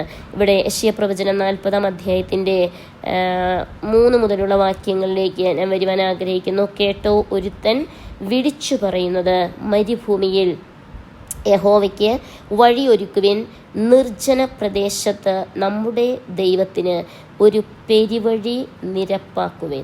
നമുക്കിവിടെ കാണാൻ സാധിക്കുന്നു, നാം പുതുക്കപ്പെട്ട് കഴിഞ്ഞിട്ടുണ്ടെങ്കിൽ, നാം ഒരു പുതിയ സൃഷ്ടിയായി കഴിഞ്ഞിട്ടുണ്ടെങ്കിൽ, ദൈവത്തിന് നമ്മിലൂടെ ചെയ്യുവാൻ കഴിയുന്ന ഒരു കാര്യമാണ് മരുഭൂമിയിൽ നാം യഹോവയ്ക്ക് വഴിയൊരുക്കുന്നവരായി തീരുവാൻ. മരുഭൂമിയായി കിടക്കുന്ന അനേക ജീവിതങ്ങൾ, ഒരിക്കലും ഒരു സാധ്യതയില്ലാത്ത ജീവിതങ്ങൾ, എന്നാൽ അവരിൽ ക്രിസ്തുവിൻ്റെ വഴിയൊരുക്കുവാൻ തക്കവണ്ണം എല്ലാ താഴ്വരയും നികന്ന്, താഴ്വര നമുക്കറിയാം, താഴ്വര നികത്തുവാൻ ഒരാൾക്കും സാധ്യമല്ല, മാനുഷികമായി സാധ്യമല്ല. എന്നാൽ നാം തയ്യാറാകുന്നുവെങ്കിൽ നമ്മിലൂടെ ദൈവത്തിന് താഴ്വര പോലെ കിടക്കുന്ന ചില ജീവിതങ്ങളെ നികത്തുവാൻ തക്കവണ്ണം എല്ലാ മലയും കുന്നും താണ് വരയണം. ഇവിടെ കാണുന്നു, ദൈവവചനത്തെ കാണുന്നു, എല്ലാം ഒരുപോലെ ഒരേ അവസ്ഥയിൽ ക്രിസ്തുവിൽ ഒരു പുതിയ വ്യക്തിയായി തീരുമ്പോൾ ആ വ്യക്തിയെ താഴ്ന്ന അവസ്ഥയാണെങ്കിൽ ഉയർത്തപ്പെട്ടു വരുവാൻ, അതുപോലെ മലയും കുന്നും പോലെ ഇരിക്കുന്ന അവസ്ഥയെങ്കിൽ അത് താണ് വരയണം. വളഞ്ഞത് ചൊവ്വായും ദുർഘടങ്ങൾ സമമായും തീരണം. ദൈവസന്നിധിയിൽ ഒരു വ്യക്തി എത്തപ്പെടണമെങ്കിൽ വളഞ്ഞിരിക്കുന്ന അവസ്ഥയിൽ ഒരിക്കലും സ്വർഗരാജ്യത്തിൽ കടക്കുവാൻ സാധ്യമല്ല. വളഞ്ഞ അവസ്ഥയിൽ ആ വളഞ്ഞ ജീവിത സാഹചര്യങ്ങൾ മാറണം. നേരെയായി വചനത്തിൽ വേരൂന്നി നേരെയായി തീരണം. ചൊവ്വായും ദുർഘടങ്ങൾ സമമായും തീരണം. നമുക്കിവിടെ കാണാൻ സാധിക്കുന്നു, യഹോവയുടെ മഹത്വം വെളിപ്പെടും, സകല ജഡവും ഒരുപോലെ അതിനെ കാണും. യഹോവയുടെ വായല്ലോ അരുളി ചെയ്തിരിക്കുന്നത്. ആമേൻ. ദൈവത്തിൻ്റെ വചനം നമുക്ക് വ്യക്തമായി കാണാൻ സാധിക്കുന്നു. ദൈവത്തിൻ്റെ വായ അരുളി ചെയ്തിരിക്കുന്ന ദൈവത്തിൻ്റെ വചനങ്ങൾ, ആ വചനങ്ങൾ ഒരിക്കലും മാറ്റമില്ലാത്ത വചനങ്ങളാണ്. അങ്ങനെയെങ്കിൽ ദൈവ സകലത്തിന്മേലും പ്രവർത്തിപ്പാൻ ശക്തനായ ദൈവമാണ്. അനേക വർഷങ്ങൾക്ക് മുൻപ് ഈ പാകിസ്ഥാൻ ബോർഡറിൽ 30-35 വർഷങ്ങൾക്ക് മുൻപ് ഞാനിവിടെ കടന്നു വന്ന സമയത്തും പാകിസ്ഥാൻ ബോർഡറിൽ കടന്നുപോയി. അന്ന് നമുക്ക് വളരെ സ്വാതന്ത്ര്യമുണ്ട്. പാകിസ്ഥാനികൾക്ക് കൈ കൊടുക്കുവാനും അതിർത്തിയിൽ നിന്ന് അവരോട് സംസാരിക്കുവാനും എല്ലാം സ്വാതന്ത്ര്യമുണ്ടായിരുന്നു. ഇന്ന് നമുക്ക് പാകിസ്ഥാൻ്റെ ബോർഡറിൽ നാം കടന്നുപോയാൽ പോലും നമുക്ക് വളരെ ദൂരത്തു നിന്നേ അവരെ കാണുവാൻ സാധിക്കുകയുള്ളൂ. കാലങ്ങൾ കടന്നു പോകുമ്പോൾ എത്രയോ വലിയ മാറ്റങ്ങളാണ് സംഭവിക്കുന്നത്. അങ്ങനെയെങ്കിൽ നമുക്ക് ലഭിച്ചിരിക്കുന്ന സ്വാതന്ത്ര്യം, ഇന്ന് ലഭിച്ചിരിക്കുന്ന ഈ സ്വാതന്ത്ര്യം നാളത്തെ നമുക്ക് ലഭിക്കാൻ സാധ്യമല്ല. കാരണം ഇപ്പോഴെല്ലാം നമ്മൾ പാകിസ്ഥാൻ ബോർഡറിലേക്ക് കടന്നു പോവുകയാണെങ്കിൽ വളരെ നമുക്ക് ദൂരത്തു നിന്നേ അവരെ കാണുവാൻ സാധ്യമാകുകയുള്ളൂ. അങ്ങനെയുള്ള സാഹചര്യങ്ങൾ. അങ്ങനെയെങ്കിൽ ദൈവം നമ്മെക്കുറിച്ച് ആഗ്രഹിക്കുന്നത് നാം തികച്ചും ദൈവത്തിന് വേണ്ടി പ്രയോജനമുള്ളവരായി തീരുവാൻ, ദൈവത്തിന് വേണ്ടി വൻ കാര്യങ്ങൾ ചെയ്യുവാൻ തക്കവണ്ണം നമ്മെ ഏൽപ്പിച്ചിരിക്കുന്ന സ്വാതന്ത്ര്യം. ദൈവം നമ്മെ ചിലത് ഏൽപ്പിച്ചിട്ടുണ്ട്. അങ്ങനെയെങ്കിൽ ആ സ്വാതന്ത്ര്യം നാം വിനിയോഗിപ്പാൻ തക്കവണ്ണം ദൈവത്തിന് വേണ്ടി ഈ തലമുറയിൽ കർത്താവിന് വേണ്ടി വളരെ പ്രയോജനപ്പെടുവാൻ തക്കവണ്ണം ദൈവം നമ്മെക്കുറിച്ച് ആഗ്രഹിക്കുന്നു. നമ്മെ തന്നെ ഏൽപ്പിച്ചു കൊടുക്കുന്നുവെങ്കിൽ കർത്താവിനെ നമ്മെ വളരെയധികം ഉപയോഗിക്കുവാൻ ആഗ്രഹമുണ്ട്. കാരണം ഒരു ദിവസമാണ് നമുക്ക് ലഭിക്കുന്നുവെങ്കിലും ആ ദിവസം കർത്താവിന് വേണ്ടി വളരെ പ്രയോജനപ്പെടുവാൻ ഒരു പക്ഷേ നമുക്ക് ലഭിച്ചിരിക്കുന്നത് ഒരു അല്പം സമയമായിരിക്കാം. എന്നാൽ ആ സമയം കർത്താവിന് വേണ്ടി പ്രയോജനപ്പെടുവാൻ തക്കവണ്ണം നമ്മുടെ ആയുസ്സും ആരോഗ്യം കർത്താവിന് വേണ്ടി പ്രയോജനപ്പെടുത്തുവാൻ തക്കവണ്ണം ഞാൻ ഒരു വാക്യം കൂടി വായിക്കുവാൻ ആഗ്രഹിക്കുന്ന ആവർത്തന പുസ്തകം 8:15 വാക്യത്തിലേക്ക് കടന്നു വരുവാൻ ആഗ്രഹിക്കുന്നു. ആവർത്തന പുസ്തകം 8-ാം അധ്യായത്തിൻ്റെ 15 വാക്യത്തിലേക്ക് കടന്നു വരുവാൻ ആഗ്രഹിക്കുന്നു.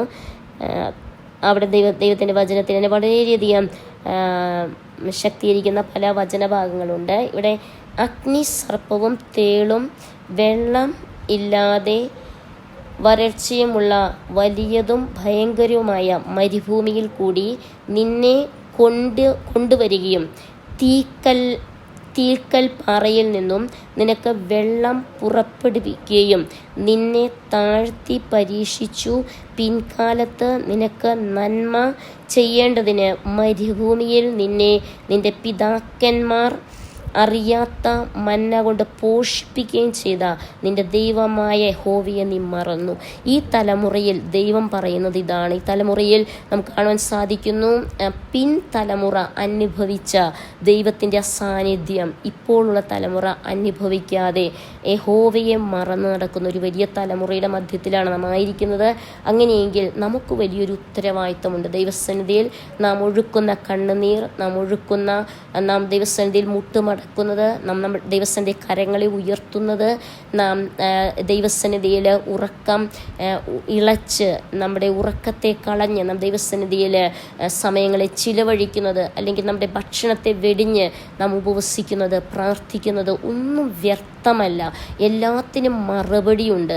മറുപടി നൽകുന്ന ദൈവമാണ്. നമ്മുടെ ഈ അയൽവക്കത്ത് അനേക വർഷമായി താമസിച്ചിരുന്ന ഒരു കുടുംബമുണ്ട്. ആ കുടുംബത്തിൽ ആ മാതാവ് ജീവിച്ചിരുന്ന സമയത്തെല്ലാം അതീവ മദ്യപാനിയായിട്ട് ആ പിതാവ് നടന്നു.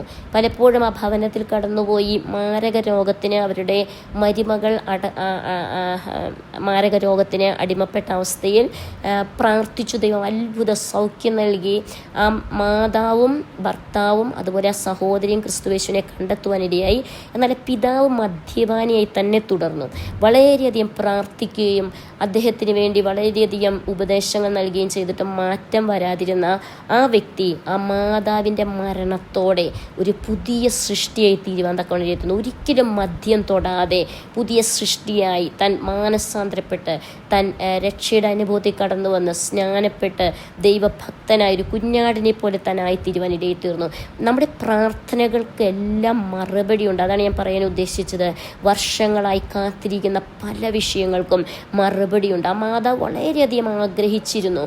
വലിയ അത്ഭുതങ്ങൾ അവരുടെ കുടുംബത്തിൽ ദൈവം ചെയ്തു. വലിയ അടയാളങ്ങളോടെ ദൈവപ്രവൃത്തി വെളിപ്പെട്ടു. എന്നാൽ ഈ ഒരു വ്യക്തി മാത്രം കഠിനപ്പെട്ട ഹൃദയമായിരുന്നു. എന്നാൽ ദൈവം തൻ്റെ സമയത്ത് അദ്ദേഹത്തെ തിരിക്കുവാനിടയെത്തുന്നു. അതിൻ്റെ മധ്യത്തിൽ നമ്മുടെ പ്രാർത്ഥനകൾ ഒരിക്കലും വ്യർത്ഥമല്ല. നാം പുതുക്കപ്പെട്ട അവസ്ഥയിൽ നാം ദൈവസന്നിധിയിൽ മുട്ടുമടക്കുന്നുവെങ്കിൽ, നാം പ്രാർത്ഥിക്കുന്നുവെങ്കിൽ ദൈവത്തിന് ഒരു കാര്യവും കഴിയാത്തതായിട്ടില്ല. അങ്ങനെയെങ്കിൽ നാം നമ്മെ തന്നെ സമർപ്പിക്കുന്നുവെങ്കിൽ ദൈവത്തിന് അത്ഭുതങ്ങൾ ചെയ്യുവാൻ സാധിക്കും.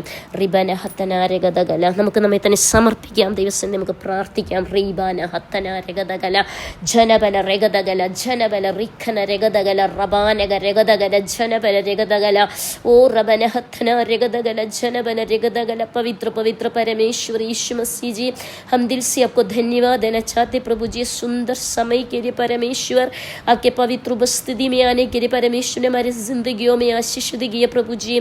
परमेश्वर हालेलुया, आपके प्यारे लोगों के लिए धन्यवाद देते प्रभु जी, आपके दास लोगों के लिए, दासी लोगों के लिए प्रभु जी, बच्चे लोगों के लिए परमेश्वर दगला प्रभु जी, ये दुनिया में हम रहने के समय परमेश्वर हमारा प्रार्थना प्रभु जी, हम सचमुच में परमेश्वर दगला नया बनते जाते परमेश्वर यीशु मसीह के हालेलुया रोशनी को दुनिया में फैलाने वाला परमेश्वर हालेलुया ओ रबना हतना दगला जनबना दगला परमेश्वर बहुत सारे लोगों को रास्ता बनाने वाला, बहुत सारे लोगों को परमेश्वर सच्चाई के रास्ता दिखाने वाला बनाने के लिए हमारे जिंदगियों में परमेश्वर हमें अधिक अधिक परमेश्वर हालेलुया बोझ के साथ आगे बढ़ने के लिए मदद कीजिए परमेश्वर। हालेलुया प्यारे परमेश्वर, हालेलुया प्रार्थना ग्रुप का यीशु के नाम पर आशीष देते परमेश्वर। अपर रूम प्रेयर लाइन के लिए, डायलस प्रेयर लाइन के लिए प्रार्थना प्रभु जी, के भक्त लोगों के लिए प्रार्थना प्रभु जी।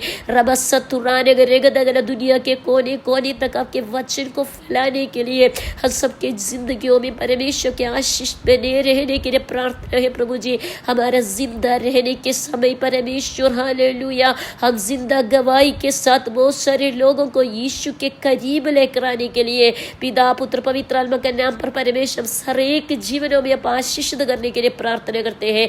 धन्यवाद देते परमेश्वर समय के लिए। आके पवित्र हाथ मेरे जीवन को समर्पण करके प्रार्थना हमारे उद्धार करते यीशु मसीह के पवित्र नाम से आमीन आमीन।